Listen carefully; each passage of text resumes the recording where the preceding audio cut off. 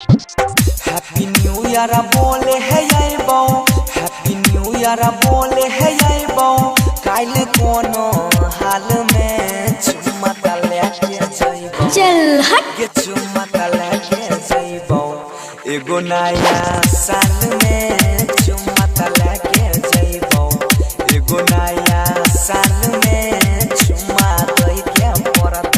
अच्छा अच्छा अच्छा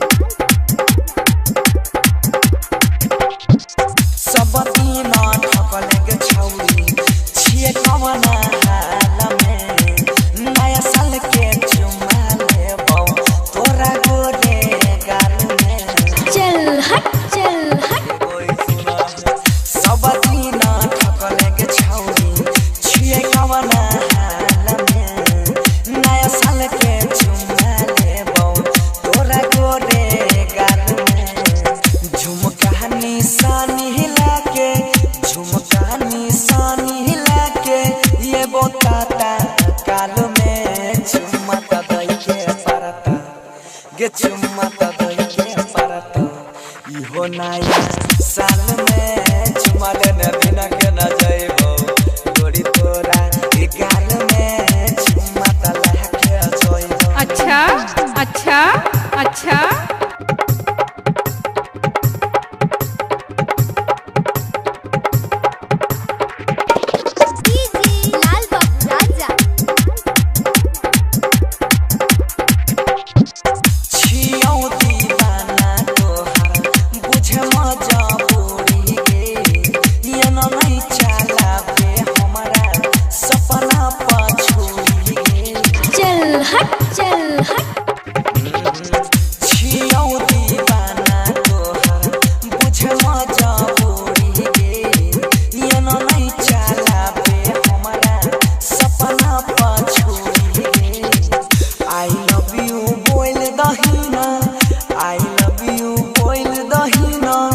अभी फिलहाल में चुम्मा के परत, गे चुम्मा के परत, दोनों गोरे गाल में चुम्मा लेने बिना के न जाइबो, इहो नया साल में चुम्मा लेके जाइबो।